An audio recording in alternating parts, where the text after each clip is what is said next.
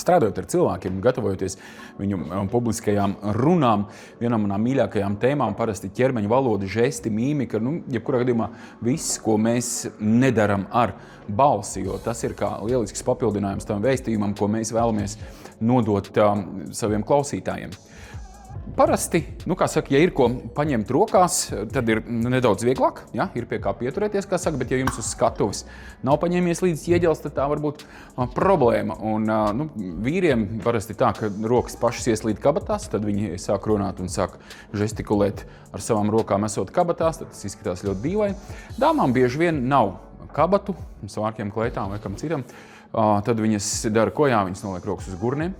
Vēl labāk šādi, tad tas ir nedaudz pavēloši, agresīvi varbūt kādam liekas, iespējams viņš tad uzreiz saskarās ar situāciju mājās, viņš vairs nespēja koncentrēties uz šo sarunu.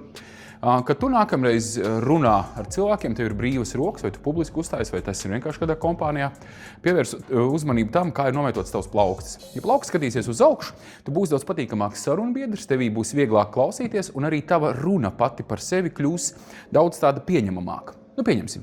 Mani sauc Andris Krauja. Es esmu pasākumu vadītājs, pasākumu organizators. Šodien es jums pastāstīšu par ķermeņa valodu. Vai arī, ja tavs plaukstas skatīsies uz leju, tu pats jutīsi, kā tava balss kļūst stingrāka, agresīvāka, pavēlošāka, un tas var šķist kādam nepatīkam. Labdien!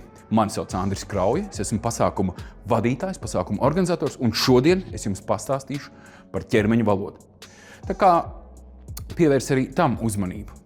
Kā un uz kurieni skatās tavs plauksts, un tu pats nākamreiz jutīsi izmaiņas.